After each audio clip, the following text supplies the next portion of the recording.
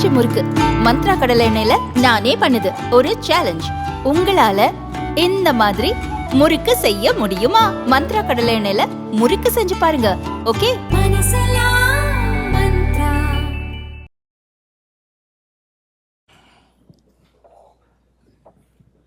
Good morning, everyone. My name is Tino Cuellar. I'm the president of the Carnegie Endowment for International Peace. At the Carnegie Endowment, we have been working for over 113 years to bring about an enduring peace, a peace that is linked to prosperity around the world, that can work for different countries, that is pragmatic and honest, that reflects the reality of disagreements between countries as well as opportunities for cooperation. When we think about the possibilities for that peace, we also believe at Carnegie in intellectual honesty, and that candor brings us to recognize that the world faces enormous challenges as well as opportunities, arising from rifts in political economy, disagreements about how to handle climate change, increasing geopolitical friction and fissures, challenges to governance around the world.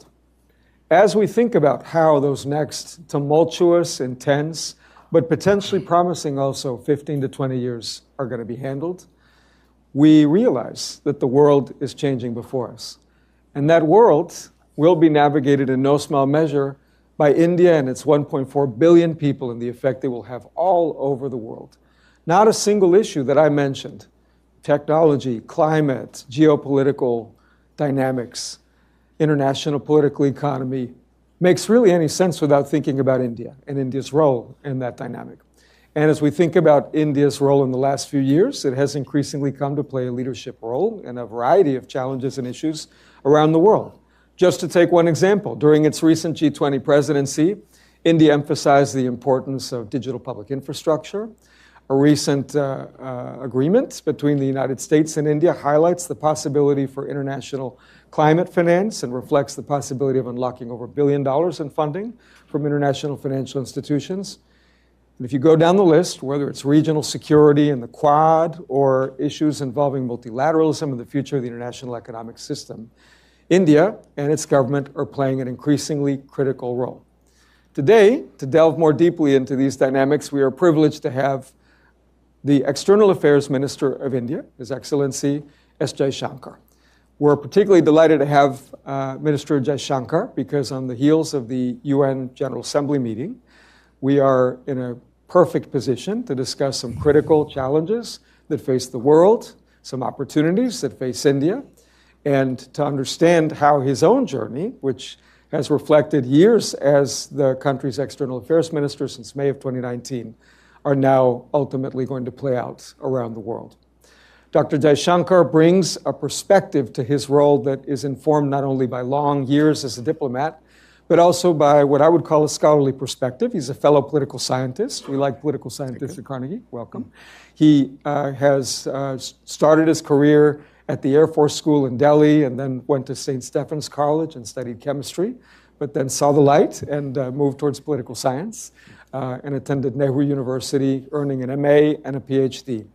After long years of service in the External Affairs Ministry, he was able to serve his country in Prague, in Beijing, in Tokyo, in Moscow, here in Washington, D.C., and then culminating his long career in the Foreign Service as Foreign Secretary. He was then recruited back into government after a stint in the private sector by the current government. Minister, we're delighted to have you here at Carnegie. Welcome, and I look forward to our conversation. Thank you, Tino, and I'm really very pleased to be here. Thank you. Terrific. Let me start by asking you about multipolarity. We have often talked here at Carnegie about how the world has changed relative to 10, 20 years ago. You have mentioned often that there is a multipolar moment that has already arrived. You also sometimes use the term multi-alignment to describe India's relationship to the world, and that comes on the heel of many decades in the past when India referred to non-alignment. So I'd love to hear from you what multipolarity means to you and what multi-alignment means and how it's different from non-alignment. Just to complete it, I also use the word multi-vector so that you can go in different directions at the same time. So there's a multi-family out there. Look, if you stop and think about it, it's actually common sense. I was in the UN for the UNGA last week. And if you use the UN as a metric, there were 51 countries who started the UN, not all independent like us. There are 193. Now, if 140 countries, 150 countries gained independence since the Second World War, and then their economies, because gaining independence really meant that kind of squeeze which the colonial powers were putting on them was no longer there to that extent. Once they started their own production, their own consumption, their own economic growth, then it's only a matter of time before all of this starts to play into a redistribution of where economic activity is in the world. So if you look at, say, the top 20 economies in 1950 and look every 20 years how that's changing, you can actually see multipolarity beginning to form. I would still say it's emerging. I think this because if you use GDP as a measure, you get one set of prominent countries. If you use technology as a measure, you get another. If you use military capabilities as a measure, so it's not a single determination that one can make, but there is no question that there's ultimately a smell test. In the 1980s, when I first came here to Washington, so many more decisions would be made by the United States and Soviet Union, and often the two together. In the 1990s, I'd say late 90s, perhaps, so many more decisions were made by the United States alone.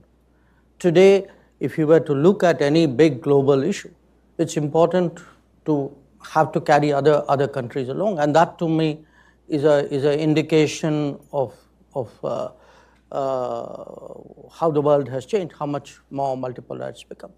It's not just become more multipolar; it's also become more regional. And that's a subset of that multipolarity. That you would have problems where you would often leave it to the countries of the region because the ability of the major powers to get involved in everything is less. The ability of the regional powers to contest their getting involved in everything is more. So you can have crises which essentially end up as something, where not everybody gets involved, not the big powers necessarily get involved. So now look at it from the perspective of a country like India.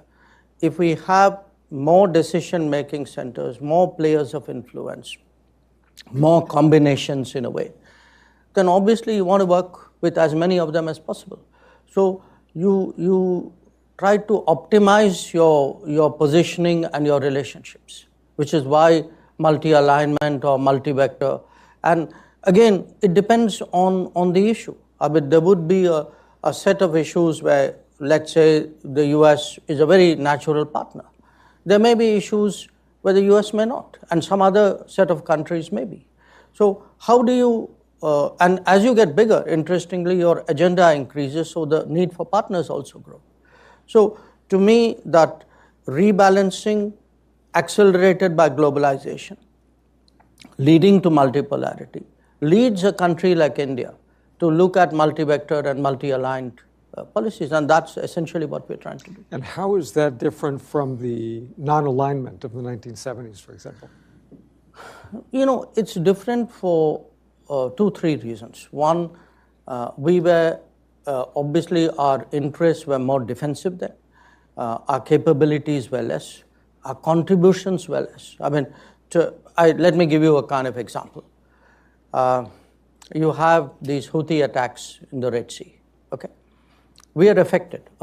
All of Asia is affected because it's the main shipping line. Now, maybe 40 years ago, we'd have said something about it. Today, apart from saying something about it, you also send your ships and say, okay, we will make sure that we contribute to an international effort to secure the sea lanes. So it's the difference between the earlier era was it was more defensive, it was less capability driven, it was also less active in actually pursuing outcomes. Mm-hmm. So here you have a dog in every fight as you get bigger. So you can't say, I don't like it and I will stay away. You may not like it, but you still got to work on it in some fashion, directly or indirectly. And I think the willingness to, take risks also increase because once you want an outcome, you can't be passive. So it's far more active, capability driven, and I would say more willing to make choices, because one of the characteristics of the non-aligned period was also there was a certain reticence about saying, okay, on this issue I need to work with you and therefore I'm willing to do that. I think that reticence is less. I mean, where our stakes are involved, you would not have had a Quad in the non-aligned era. You would have a Quad in a multi-alignment era. That's very helpful and leads logically to the next question, which is perhaps even in a multi-vector, multipolar world, there is still room to recognize that the U.S. plays a very special role in that world. And as a practical matter, one could point to the presence of the UN, the International Monetary Fund, the World Bank here. One can point to the role that Washington still plays, for example, in patrolling international sea lanes. Sure. One can point to the role. You don't have to convince me. Right. I'm not into declinism. I'm getting set up to ask you the following question. The tech industry in California. So, with what aspects of that kind of U.S. leadership is India comfortable, and with what aspects of that is India perhaps concerned or might question it? Look, there is no question that the United States still has a very unique position in the world order. For reasons of polemics or mind games or posturing, people may suggest otherwise, but even the people who suggest otherwise know the truth. At the same time, it's also a reality that the kind of dominance that the United States had in the 1950s, 60s, or in the 1990s, 2000, it doesn't have. So it's a kind of half empty, half full situation. Now, for us, which part works for us? Much of it does. I give you the example of Quad. If you look today on technology issues or maritime safety, security, or supply chain issues, or even the manner in which international institutions should be. I mean, there will be a lot which would be common with the United States. Obviously, there would be some because, look, we are a developing country. Our political history is different. Our actual interests in some cases, our trade interests or climate action interests may be different. So there would be areas of differences, but if you ask me, saying net, where do you come out? I think we come out very overwhelmingly on the side of a strong relationship, which is why actually the story, if one looks at Indian foreign policy for the last, say, 2 to 3 decades, it's really been a story of steady growth of India-US relationship, because I think successive administrations on both sides, going back, I would say maybe to late Clinton, Vajpayee, I would sort of pick that as the inflection point. I think since then it's been steadily on the up. So picking up on that, the US and India are among the world's leading countries with democratic forms of government. And here in the US, our democracy, which includes much debate about many issues, sometimes features political leaders in the US making comments about democracy in India. And that has sometimes provoked a crisp response from the External Affairs Ministry, perhaps pointing out that there are members of the Indian diaspora in the US that might have concerns or complaints about racism or about gun violence. I wonder how you think about that dynamic and what potential possibilities you might see for constructive dialogue between the U.S. and India on these issues. There's one, the reality, and two, the handling of the reality. What's the reality? The reality is the world is very globalized, and as a result, the politics of any country doesn't necessarily stay within the national boundaries of the country. Now, the United States, of course, makes a special effort to ensure it doesn't. That's part of how you've conducted your foreign policy over many years. Now, as in a globalized era where there are also global agendas, there are players who like to shape not only the politics of their own country or their own region, but try and do it globally. And social media, economic forces, financial flows, all these give you opportunities to do that. How do you shape the narrative? So you have a whole industry here, okay? So you write up reports about people, you rank people, you spotlight countries. That's the game. Now, as I said, that's a reality. So what happens with that reality is it's part of the overall competition, a competition among countries and competition among political forces. And when it is a competition, you expect others to do what they will, and it's your right to do what you will. And that's playing out in a way. But if you look at a state-to-state, government-to-government level, we think it's important that democracies are mutually respectful.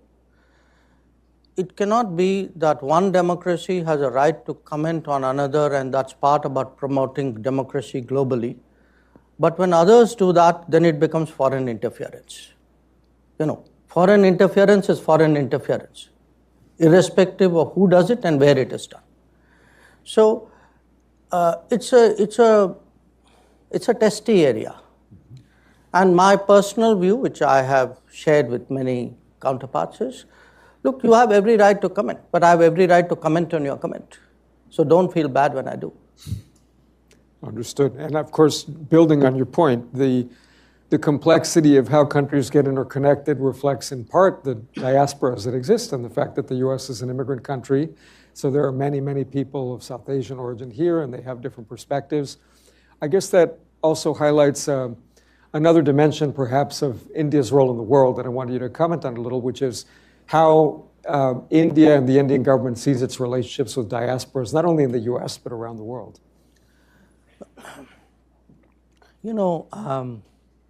We have roughly about something like 18, 19 million Indian nationals who live abroad. These are people with Indian passports. And probably about 14, 15 million people of Indian origin who would have had an Indian passport or would have hailed from India at some point of time, because this goes back to the last century when people didn't have passports. Now, when a country has this 30 million plus constituency out there, it needs to have some kind of thinking, how do you relate to such a large number of people? Because these numbers are only going to grow. When you referred in your initial remarks to technology. I feel today, looking at the current era, if India has something to bring to the table, because there are two ways by which you make space for yourself in the global order. One is to rise quantitatively, which is the GDP growth, etc. But one is also to make yourself important or relevant or indispensable to the global order. People do that by having a resource or having a technology or taking responsibilities. I think there what India can do is definitely bring the people factor, the talent factor, into play. And you can do that because of technology. That today's era of technology is going to require trained people, trained talent on a scale for which there are very few suppliers in the world, and we are one. So when I contemplate a global workplace, when I look at greater mobility of people, and for me today mobility is probably the most frequent conversations I have with my counterparts. I mean, I met 60 odd ministers in the UN. At least 25, 30 of them in some form or the other would have brought up, mobility of people. So we have to have a policy for the global workplace. We have to have a policy for what happens when you have these communities outside. How do you maintain their connection with the mother country? They will also have their own needs and requirements, and sometimes their own interests. There will be cases where there would be hate crimes against their places of faith, which has happened here recently. So then how do you stand up for them? So there will be issues where we have to stand up for them. There will be issues where you have to do some advocacy. There will be issues where it's important to maintain their culture and their identity and their tradition and their heritage. And I think it kind of comes as a package. And in the last decade, that realization has been very sharp. So the diaspora aspect of our foreign policy has been really far more prominent than it was in the earlier era. Let me build on your comments about technology and ask you about the role technology is increasingly playing in India's domestic affairs and internationally. I have noticed that if I draw a through line between the domestic and the international, India is interested in extending the scope of connectivity to hundreds of millions of people who previously lacked access to electricity. Now they've leapt forward and can use QR codes and mobile technology to do payments. India is playing an increasingly prominent role in discussions of digital public infrastructure, discussions of compute and AI. How do you see India's relationship to the tech issue and the role that it plays, particularly in security as well as development? It's a sort of very open-ended question. So let me limit it to two comments. I think what is happening in India, what has happened in India over the last decade and continues to happen, in terms of deployment of technologies for governance, for service delivery, for public social welfare, is actually an extraordinary story.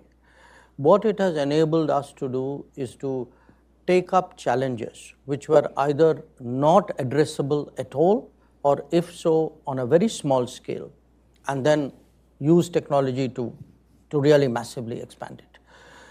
So when you are able today to have a system with a backbone of a digital identity of people, and then are able to figure out their entitlements, and then are able to deliver on those entitlements knowing that it's going to the right set of people, then it's a totally different world out there. If 10 years ago I had sat with you and said that, look, in the coming 10 years, we will be able to deliver 40 million homes to people and know exactly which people we're going to give it to, you wouldn't believe me. I wouldn't believe myself. If you say that, look, we have today equivalent not of a food stamp, but like a food support system, which covers 820 million people. Or you have, how important, everybody struggles with health access. Okay, it's a big issue in this country as well. So to create at our level of income, remember we're still a $3,000 per capita income country. At $3,000 per capita, if you can optimize your health system using technology, and actually today I think our health coverage is about 600 and something million. So we can contemplate doing things which we could not have done till we developed a digital public infrastructure. So that would be one. A completely different example, or actually not completely, slightly related. I would say look at something, a big issue in international politics, which is the semiconductor world. How do you create the supply chains for it? How do you make sure they are reliable, they are trusted? And I think today the understand, India is in a sense gearing up for that world. And we want to come in also as a technology player, including on the hardware side. That if Apple phones is today making so much of its production in India, if we are, after years of neglecting this domain, today we have a serious semiconductor mission, of which our crucial partner is the United States. So when we see, a lot of what is happening in this country, but I mean, it's just that the particular segment of that industry with us is different than yours. But I would say there too, we can make a big difference, because at the end of the day, technology is not impersonal. Technology means people. Technology means designers. It means engineers. It means somebody's mind has got embedded in a chip. So it is, I think, something which we can make a big difference on. I note that also in your UN speech, you noted that for all the promise and possibility of technology for India and the world, there's also always a darker side and risks, and that suggests to me a balanced approach to the international discussion about technology. Since you mentioned trade, it does make me think of China and the complex relationship that India and China have. I note that just recently China surpassed every other country in its trade relationship with India, and yet tensions with China persist, and I would love to hear how you see the strategic picture with respect to China and what India is trying to achieve in its relationship with China.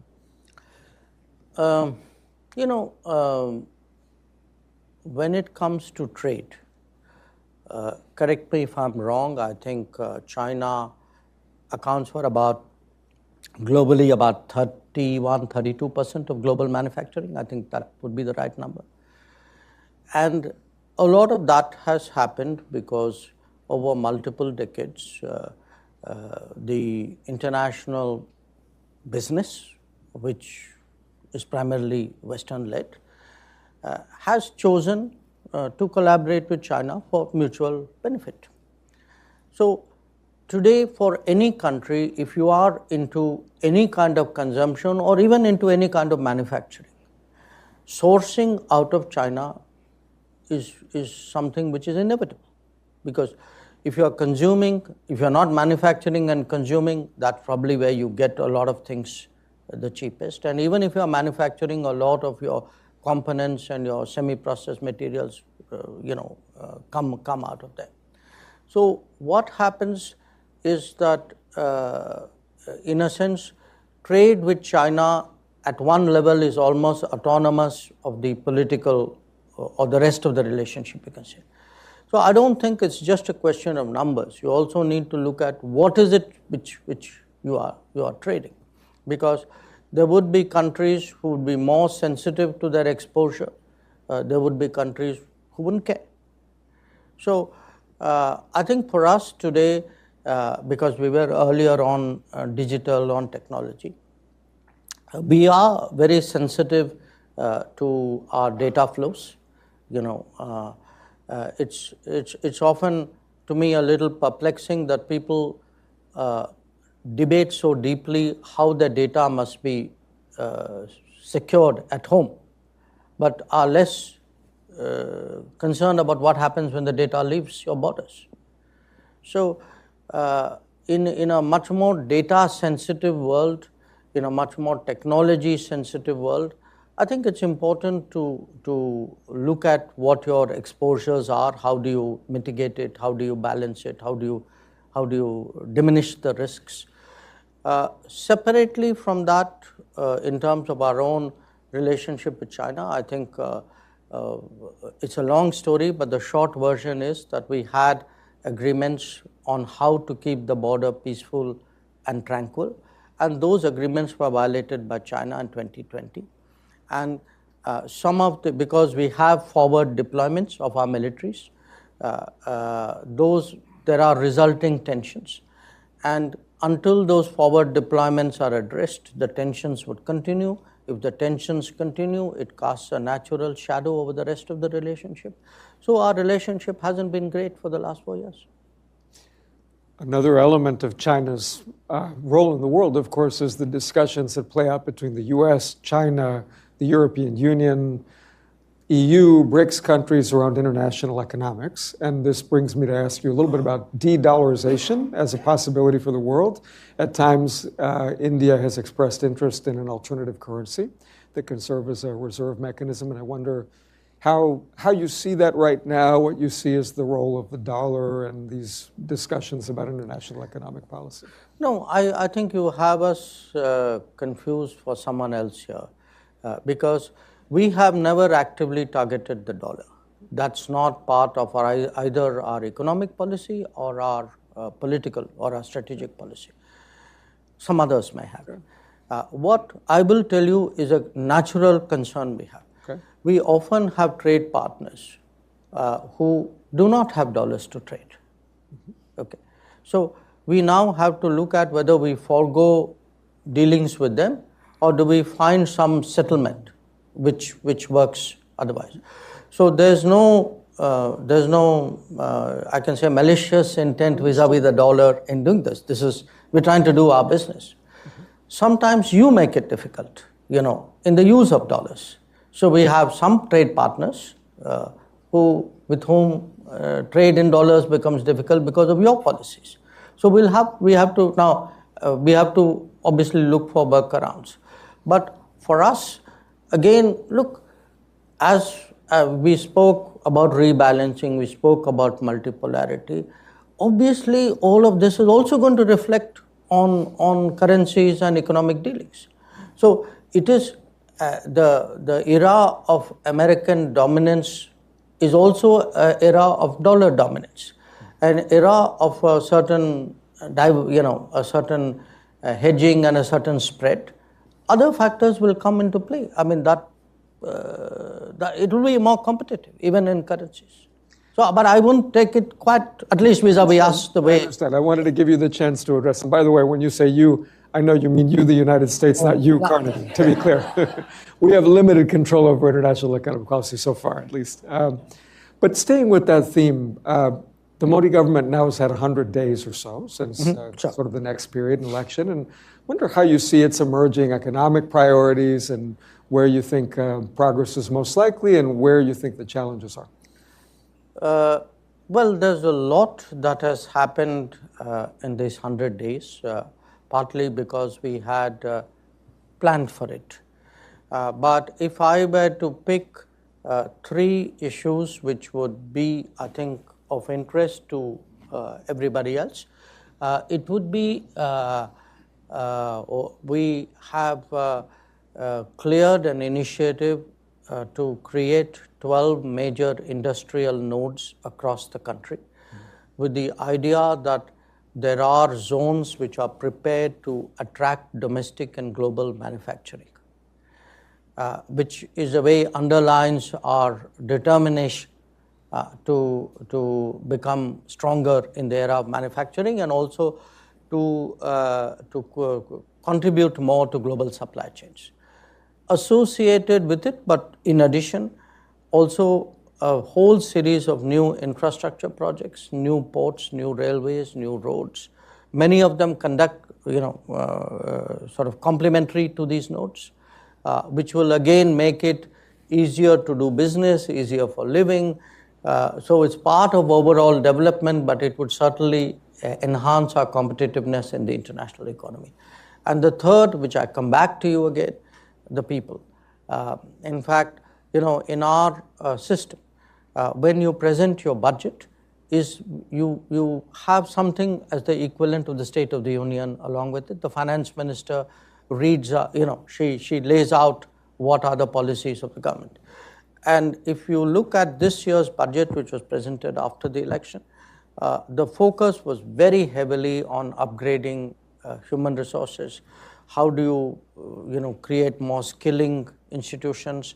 How do you make people more employable in a way?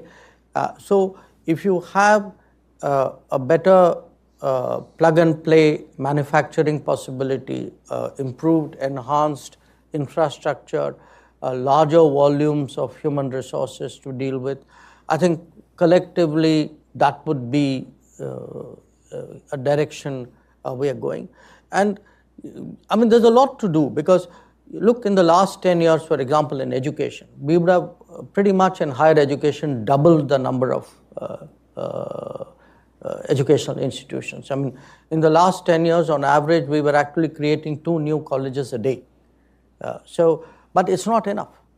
So, because partly the scale of our challenge, partly because, we had not addressed it as effectively as we should have in the past. So, we want, to make ourselves much more relevant to global supply chains. I mean, that is for us a very big objective.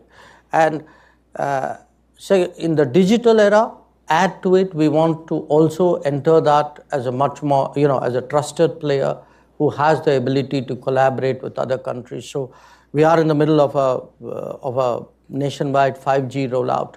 But an Indian 5G stack, for example, we think has an international appeal and potential, which we need to exploit. So I would pick this among the 100 days as a set of policies which would be of interest, I think, to the audience. We have our own kind of digital public infrastructure here at Carnegie, and that we have questions from the audience that will show up in this iPad, and I'll ask you about them in a minute. But I want to maybe, for me, ask you one last question that in a way goes back to where I started. I started by mentioning an enduring peace and Carnegie's own mission, but also the connection between peace and the prosperity that we hope to see around the world by helping countries deliver for their people. And I can't ignore, and nobody here can ignore, that there is a hot war playing out right now. In fact, there are several in the world, in the Middle East, in Ukraine.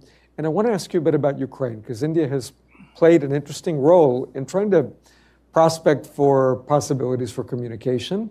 And yet, my own read is that there's also been a bit of a skepticism about how much this gets played out through a grand bargain of multiple countries versus just some honest communication back and forth, notwithstanding the brutality that's playing out there. So how do you see India's role in dealing with Russia, Ukraine, and all the complexities there, particularly given India's very long-term relationship with Russia? I'm glad you used the word communication because I think at the moment that perhaps is the best description for what we are currently trying to do. Here's, if I can roll it back a bit, here's where we are, our thinking on this issue. Our public position is we do not believe that differences or disputes between countries can be settled by war. A second public position is we do not believe that we are actually from the battlefield going to get a decisive outcome. So if you take 2, then 3 is if you're not going to get a decisive outcome, at some point, in some form, there has to be a negotiation. If there is a negotiation, whenever we get there, then obviously there has to be some preparation or some exploration and some communication between the parties concerned, which is primarily Russia and Ukraine. So with these propositions in mind, we started in this third term, some explorative discussions. It started between Prime Minister Modi and President Zelensky, first in Italy, in Puglia, on the sidelines of the G7. Then during Prime Minister Modi's visit to Moscow. Then after that, the trip that we made to Kiev, after which our National Security Advisor went back to Moscow, after which Prime Minister met Zelensky last week in New York. And in between, at different levels, I or our national security advisor or some other people, we keep talking to both sides as well. We are very measured and circumspect about what we are doing. We are not hyping it. Our effort is to have communications, take anything of interest that we have a conversation, take anything of interest we hear to the other side, communicate that in good faith. If there are reactions or ideas on that side, take it back. We're not, it's really, the intent is to be helpful. And to some extent, I mean, if we have to keep other people sort of informed, I mean, where it is necessary, we do that as well. So there are not many countries. Look, we are into a third year of a war. There are not many countries today who have still the ability to go to these two capitals, talk to the two leaders, and then go back to the other one with that. I think in any conflict, if the intention at some point is to end the conflict, it is such endeavors are useful. I would say they're even laudable. But again, please do understand, we are not promising anything. We are not suggesting we have some grand bargain or a peace plan. We are simply trying to do something helpful, reflecting the widespread anxiety in the world that this conflict is actually making everybody's life very difficult. It's a perfect segue into a question from the audience about something we were just discussing before we came out here, Minister, and it's about the escalating violence in the Middle East. Mm-hmm. So how does India see its approach to Israel policy, Lebanon, the wider conflict possibilities and risks? Well, look, if one looks at the current situation, I think it would be right to start off with October 7th. We regard October 7th as a terrorist attack. We understand that Israel had a need to respond. But we also believe that any response by any country has to take into account international humanitarian law, that it must be careful about any damage or any implications for civilian populations. And that given what has happened in Gaza, it is important to have some kind of international humanitarian effort out there. And we are very much concerned at the possibility of a broadening of the conflict, not just what happened in Lebanon, but also, I referred earlier to the Houthis and the Red Sea. And, to some extent, anything that happens between Iran and Israel. So, again, it's one thing to be concerned. I'm sure you can say that for a lot of countries. If, as part of that concern, you can end up doing something about it, again, don't underestimate the importance of communication in difficult times. If there are things to be said and passed on and passed back, I think those are all contributions that we can make, and we do. Terrific. We have a question about the Pacific Islands and the Act East approach that the Prime Minister has made a cornerstone of his foreign policy in the Indo-Pacific. What is your sense of how India regards the Pacific Islands and their role in India's sort of perspective around the world, and how do you see India's approach to these regions? Well, we have a historical connect with one Pacific island, which was Fiji, because during colonial times, a lot of Indians were transported there as indentured labor. But again, as part of a longer-term foreign policy vision, I mean, we are today trying to operate in the immediate, the medium, and the longer term. We have created a forum of Pacific Island countries, India Pacific Island, which which has had three gathering our ideas every 5 years at least. You try and meet, and we just had one last year in Papua New Guinea. But today, with every one of the Pacific island nations, we have some kind of development program going there. There would be an Indian project there. Somebody would be getting trained there. Something would be happening in health or education or IT out there. They would be sending their people to India. Many of them have set up embassies in India.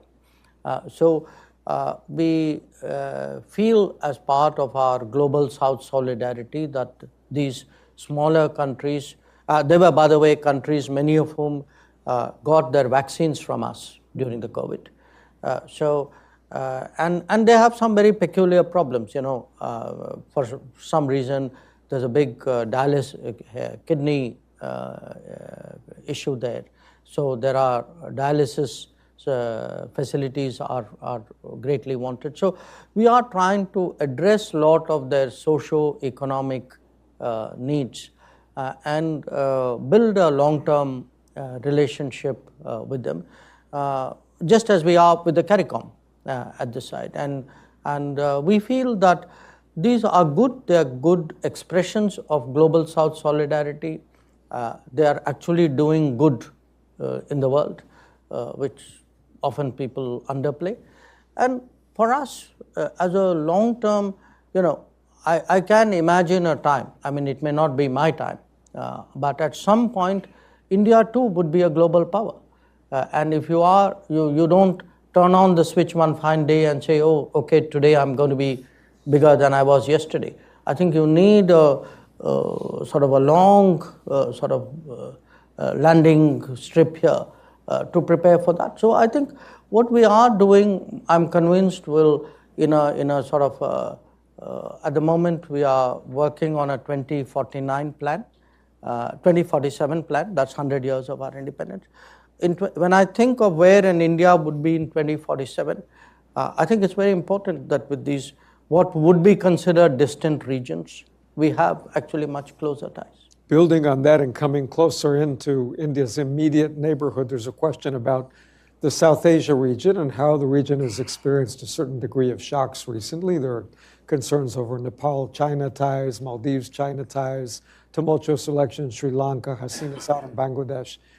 Say a bit about how India's approach to its immediate region is evolving. Structurally, our relationship with our neighbors would be much stronger than it has been since independence. And the reason is very simple.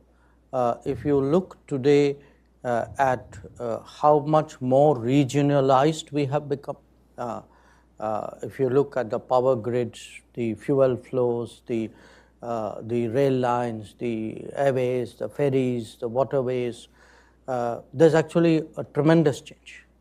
That with every one of these countries, if I were to look at it, where was it 5 years before, 10 years before, 15 years before, you can see an enormous shift in terms of how much more closely we deal with each other. And even in terms of movement of people, I mean, there would be, say, you mentioned Bangladesh. I think every year we issue about 1.5 million, 1.5, 1.6 million visas every year in Bangladesh. So you actually have, much more trade, much more economic activity. Now we have to recognize, the world has to recognize that they also have their politics. There will be ups and downs there. As a bigger neighbor, sometimes we end up being part of the political debate. It's not unusual. I'm sure something like that must have happened to you, to the US in what happens in this broader region. So we have to factor it in. And my own sense is the best way of dealing with that is, rather than get overexcited by immediate events, you allow the stability factors to play out. You you respond with a degree of sobriety and responsibility to anything that happens. And where China is concerned, I mean, there are two factors here. One, that China itself, for some countries, is also a neighbor. So in a sense, there would be a few cases where China is a neighbor or a near neighbor. So politics is competitive. And I tell my colleagues in the foreign ministry, saying, look, prepare to compete. I mean, this world's not going to give you anything on a platter. So if you want to maintain your position, you want to improve your position, do the hard work, do the investments, build those relationships, and that's what we'll do. And I'll tell you one thing, at the end of the day, I'm very confident. I mean, every few months or every, I keep getting these stories about how one particular relationship is tanking. And I urge you a few months later to look at that relationship. And it doesn't. And it won't. How does India view rising concerns and tensions over Taiwan, which is an issue that is much debated here in the United States? For us, I think, the international economy today is actually very fragile. And I, as part of my responsibility, travel a lot to parts of the world which has had a very hard time in the last 5 years, where people have seen a visible sort of drop in their quality of life. I mean, you mentioned Sri Lanka. It's a country, I've lived in that country, I've been going there from time to time.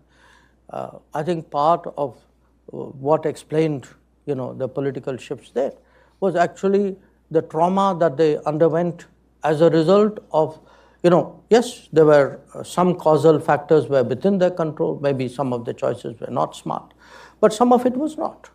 Now, what the lessons of tensions or conflicts, what we saw in Ukraine, what we're seeing in the Middle East, that in a globalized world, conflicts and tensions anywhere are going to cause problems everywhere. That it's no longer regional. It can't be, it's out there and it's just between, those guys. It's going to come at everybody in some form or the other.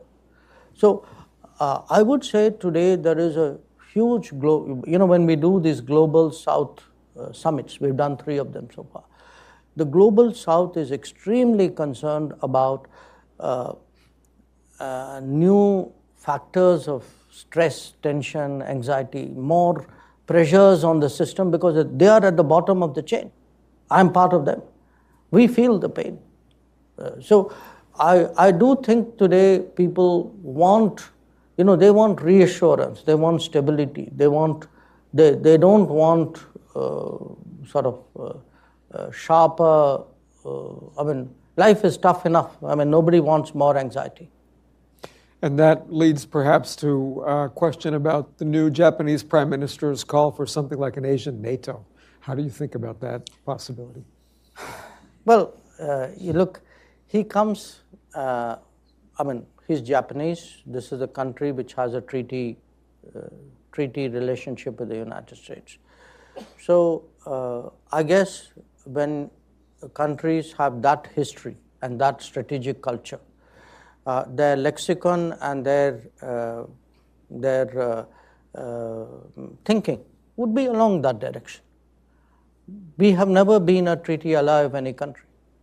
We don't have that kind of strategic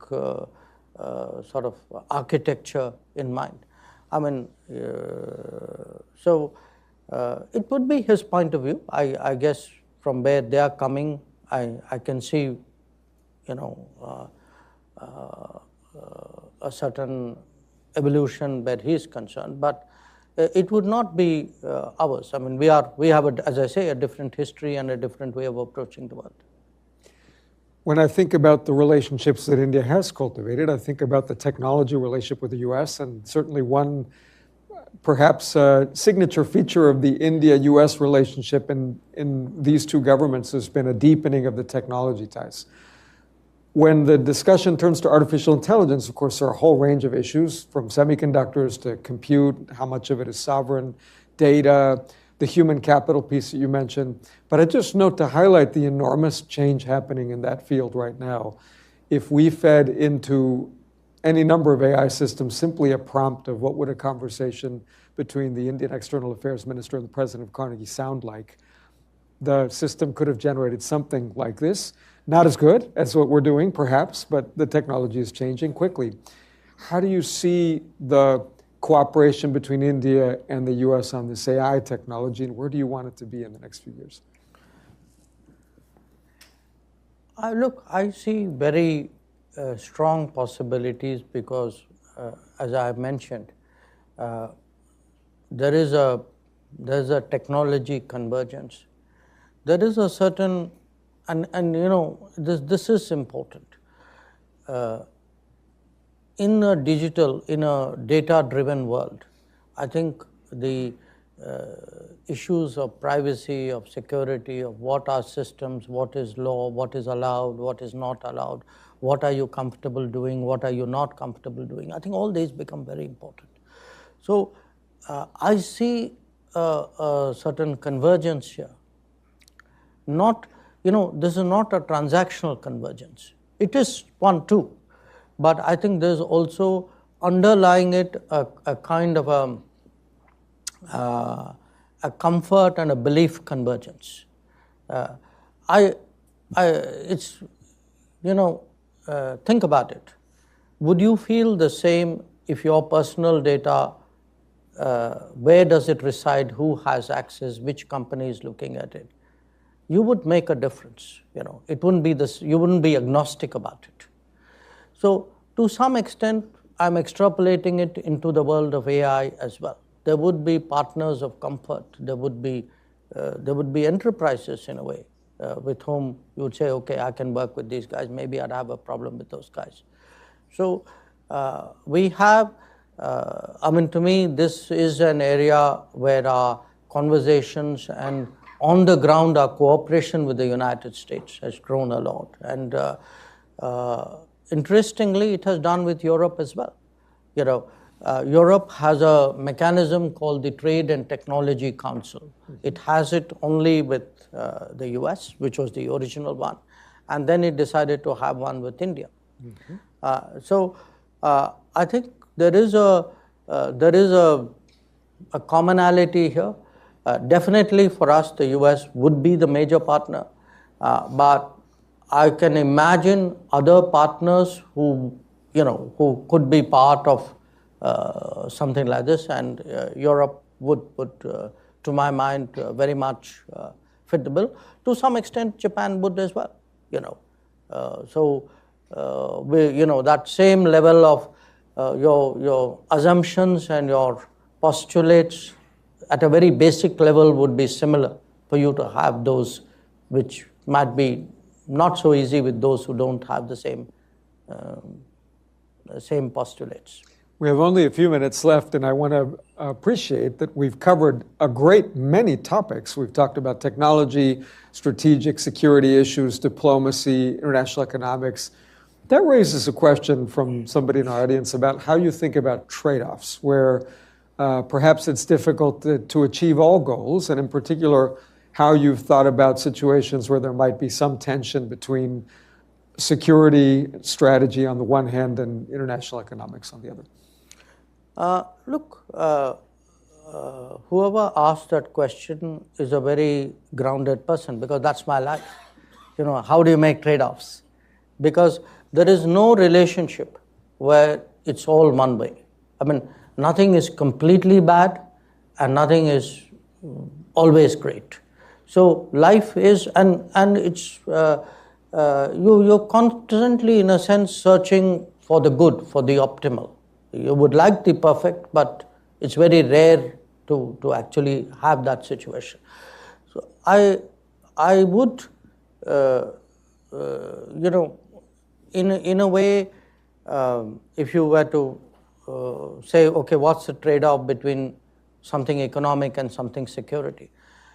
I can understand why somebody would ask that question, But I put it to you today that actually many more things economic have become more security. That if you look back at the COVID era, did not the ability to meet your health needs become a security issue? Look at the Ukraine conflict. For many countries, the ability to access food is a security issue. Because you had riots and even governments, regimes collapsing because of food problems. So, what is the definition? It's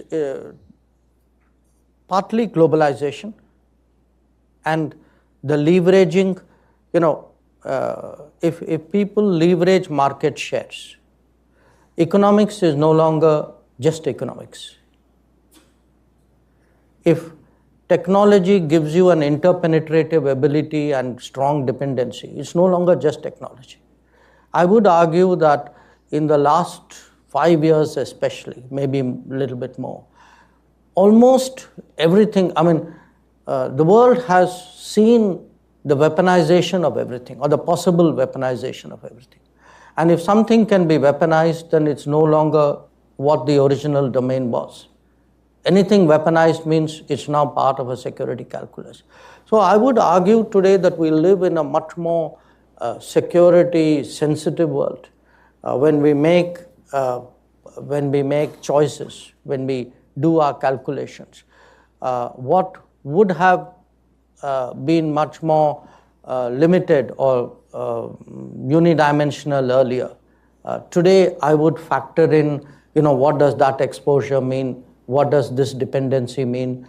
Do I actually allow another country or another company to come and have, it can be as a supplier, as a consumer, as a service provider.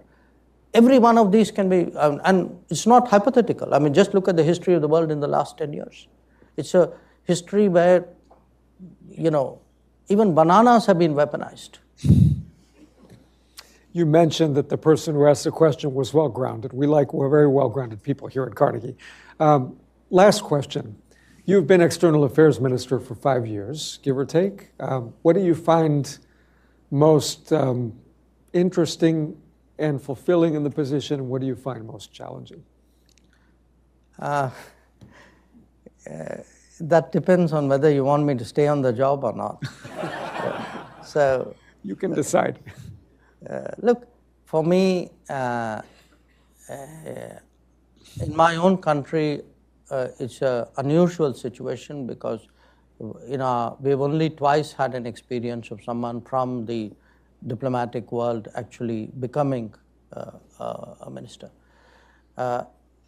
It's got a big advantage, which is like the trade well, you've done it for a very long time. You bring with you all the networking and the experience and the granularity of the business. The challenge is to kind of now say, okay, I'm not just in charge of an embassy or even in sort of running institution. I'm actually there's a sort of a bigger vision, and I think certainly for us in the political world, you are much more integrated. We have I guess everybody does. You have a sort of a cabinet system, so you tend to hear much more other domains and see how you can advance them, how you can factor them into your calculation. So actually your world widens. It's quite honestly, in many ways, it's when you come into this with all that years of experience behind you, it's something you like doing. So I get up every day. I don't lack energy in what I do for the rest of the day, but there are the challenges which go with it. in many ways, you have to take calls. You are either the last person or the second last person taking the call. I have a prime minister who, on some issues, I would go to. And it's a different responsibility. I mean, because it could be an evacuation operation, it could be a border situation, it could be a judgment call, and the rest of the system, in a sense, relies on your judgment. And that means there's then a responsibility which comes that, okay, it's your sort of thinking which matters. So it's been, I would say, a very interesting, very challenging 5 years. I've had only one predecessor, my immediate predecessor, who actually had completed 5 years in office. The turnover period in our part of the world is a little higher. So let's see how it goes. Okay. Thank you very much, and we look forward to having you back at Carnegie sometime. Thank you. Pleasure. That's terrific. That's great.